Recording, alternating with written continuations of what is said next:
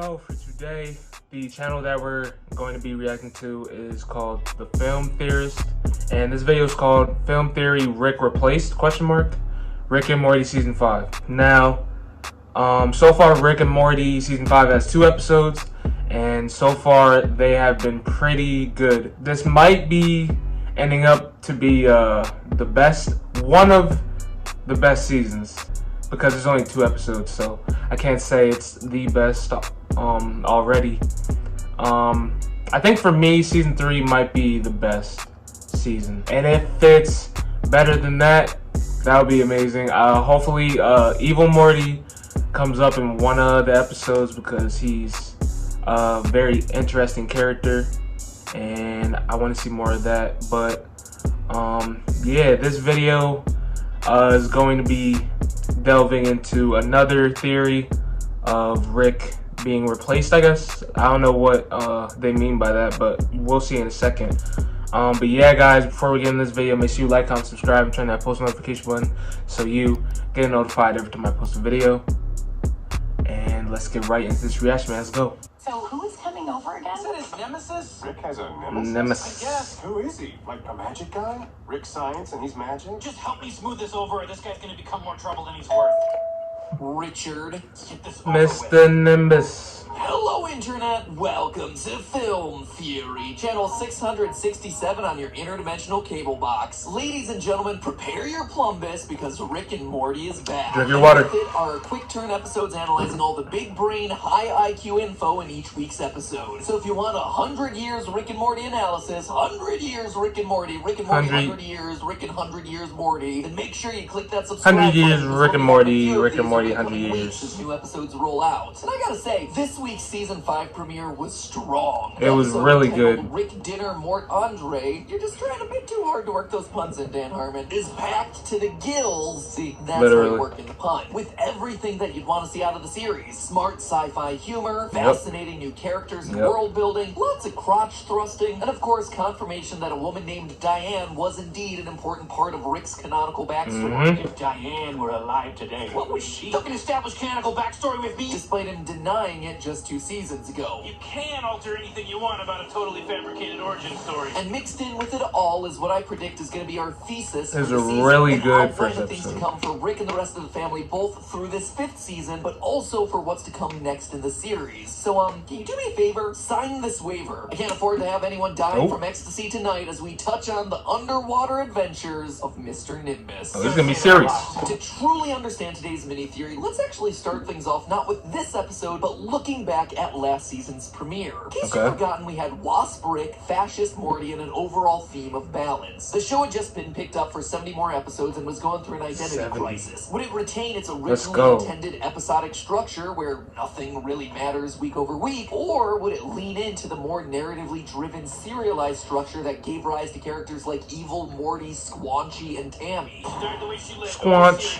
Well, last season's premiere actually answered those questions pretty explicitly. So I guess what we learned is to split the diff. Do a little of this and a little of that. Yeah, sometimes we'll do classic stuff, other times we'll do whatever. And for the rest of the season, the show delivered exactly on that promise. Some episodes were just random fun, like the Dragon episode in Snake Jazz, while others were much more steeped in the ongoing narrative, like Rick's search for friendship in The Old Man in the Seat, and the return of Clone Beth and Bird Person in the season's really good final episodes. Additionally, there was this running meta theme of what it takes to write the show. We had episodes like The Story Train, where Rick and Morty battle through a version of the Dan Harmon story. I didn't really like that episode, though. Where Morty has to learn that life only matters if there are consequences to your actions. Again, an argument for serialization of the show. All of it was set up in that very first episode of the season. It was quite literally a thesis statement for all the episodes that would follow it. And watching the season 5 premiere, it feels to me like the same thing might be happening again. Now, normally this would be the point where I recap the story in the event that you missed the episode, but in a brilliant twist, I don't have to do that. The episode is available right now, right here on YouTube in its entirety. Good job, Adult Swim. Way to embrace the future of content distribution. Good job. I'm linking to the episode right now down in the description, but hopefully it'll also be showing up in the old recommended bar next to the video. Anyway, go watch that one, and then don't forget to come back and watch little old me immediately afterward. I'll be here. I'll be waiting for you.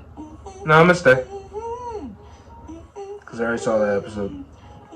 Oh, you're back. great. Before we get into the deep analysis, I just wanted to call this little detail out. Early in the episode, we get this line. There are suicide capsules in all of your teeth. Do what you want with that. Now, it's a bit vague what exactly Rick means by all your teeth, like each tooth or each member of the family has one, but I did find it notable that just a few scenes later, we watch as Morty loses his tooth in a fight against Hoovie's son Japheth. And not just loses it, but the camera outright follows the tooth coming out of his mouth. It could be that actually mean that it's Chekhov. the suicide we one. have information about capsules in teeth set up by Rick. We are then immediately He punched it out. losing a tooth. And sure, we see that same tooth Interesting. float around in the advanced Narnia That's his tooth. civilization later in the episode, but I wouldn't be surprised if later this season Morty is looking to use that capsule and it's not there. That sort of long-term payoff has happened in the show before to great effect when Rick and Morty bury themselves in season 1, only for the information to pay off 2 episodes later. On one of our adventures, Rick and I basically destroyed the whole world. We bailed on that reality, and we came to this one, and we buried ourselves, and we took their place. And then pay off again in season 3. Nobody has to know about that. We can put it right back and pretend we never saw it. But alright, let's talk about some bigger picture stuff, shall we? At the end of the episode, we have this monologue from Jessica. Had I lived? Was I just the object in another story? Was that all I ever was? Yeah, she went It's through some obviously a stuff. self-reflective meta in this moment for the episode. writers, as they actually give Jessica some agency as a character rather than just keeping her as the hot girl that Morty has a crush on. But Yep. I think there's more to it than that. I To like me, just what that they're doing with her classic right rant now from in the season show. 4 premiere, I think this monologue serves as our thesis for season 5, being a side character in someone else's story. Of course, this would hardly be the first time that Rick and Morty's dealt with this topic. Arguably, one of the most central themes and conflicts of Rick and Morty is how Morty often feels like he's just a passenger in a story where Rick has all the agency. But here, at the start of season 5, in an interesting role reversal, the episode starts with Rick being the passenger and Morty in control. And I mean Yep. that literally. Rick's limp and injured body is stuffed into the passenger seat, and Morty is the one who's driving him home safely. And from that opening, the rest of the episode is all about both characters as the object in someone else's story. For Morty, he's just the mysterious evil force that the Narnian society has spent generations trying to overcome.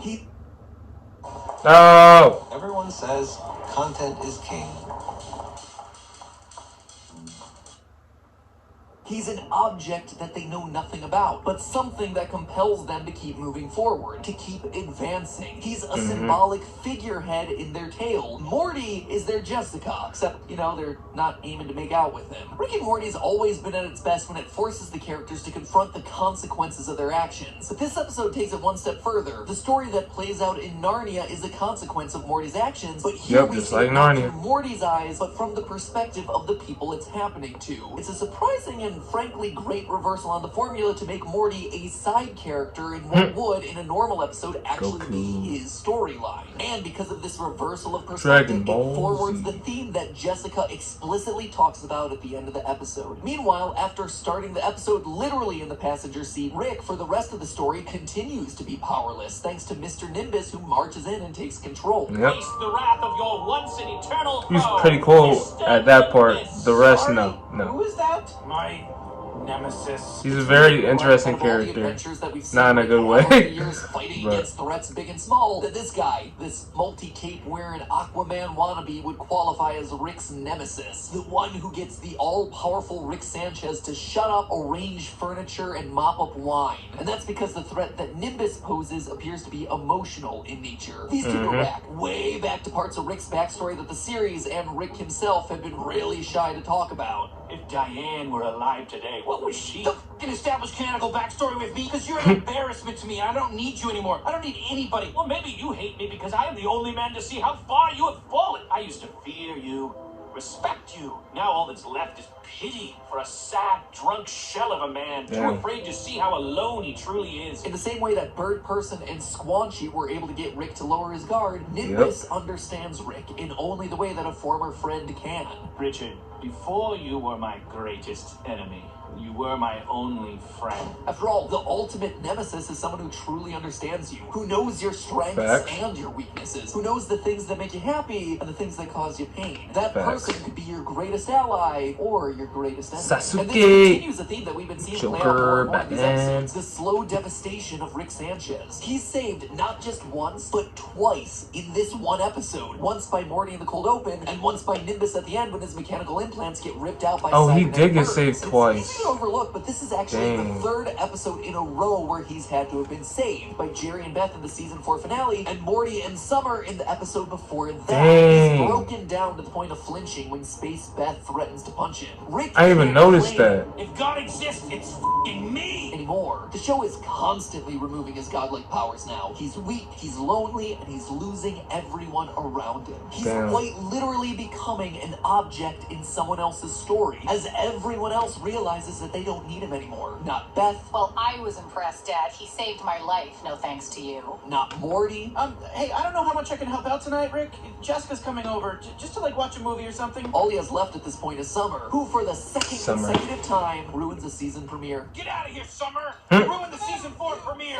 Season 4 premiere, you ruined it! Grandpa, I got the shell. Betrayal! Yeah, she ruined it. I have the shell. Should I blow it? No, Destroy you, the horn! no, you're making them stronger. To God. destroy the horn! And that That part was so is funny, where the though. season's headed. Rick sidelined, constantly He controls the threatened police. by family, by the world. A devastated, broken, Mr. and Nimbus. lonely man who once acted like a god, but now serves as a background character in the show that bears his name. An object brought along for the ride. Or not. Because if we know Rick, we know that he's too prideful to accept that. He doesn't want to be helped. He doesn't want to admit weakness. As Morty becomes stronger and more confident, Rick is trending the other way, and I expect this to push Dang. their relationship to the breaking point. I didn't This peep is that. the season where Rick and Morty break up, or at least is the one that's No, probably not. for it. Where Morty stands I don't up really and no see longer that. wants to be a passive character in Rick's adventures, or alternatively, where Rick, refusing to accept his weakness, rejects everyone else so he can be alone and prove that he doesn't need anyone else. It's also interesting because all of this forwards the ongoing theory that we talked about last year that Morty becomes Rick. We already see it happening. Morty saving the day, Morty going into other worlds and devastating them with high-tech weaponry alone. Morty Yeah, that part was striking pretty out cool. on his own adventures. He's He doing was a savage at that everything part. that Rick used to do. He's becoming the main character of the show, dragging Grandpa along for the ride. So there you have it. The season arc, as I Interesting. predict, laid out by Jessica's monologue. Last thing I'll say about this episode, congratulations to the writers for showing some self-restraint. Here's an entire storyline about Jerry and Beth looking for some Friday Night Funkin' with King of Atlantis, Mr. Friday Night Nimbus. Funkin'. Totally optional, but a remarkable option to have, I assure you. Very jealous. And they don't make a crabs joke or chlamydia or syphilis? That is gold right there for the taking. Anyway, will I be right? Will I be wrong? Who knows? All I do I know know. is that it's great to have something to look forward to every Sunday night. So make sure you click that subscribe Yeah, button. let's and check out go. for future dives Season 5 and is everything here. the show has to offer. And always remember, it's just a theory. A film theory. And cut.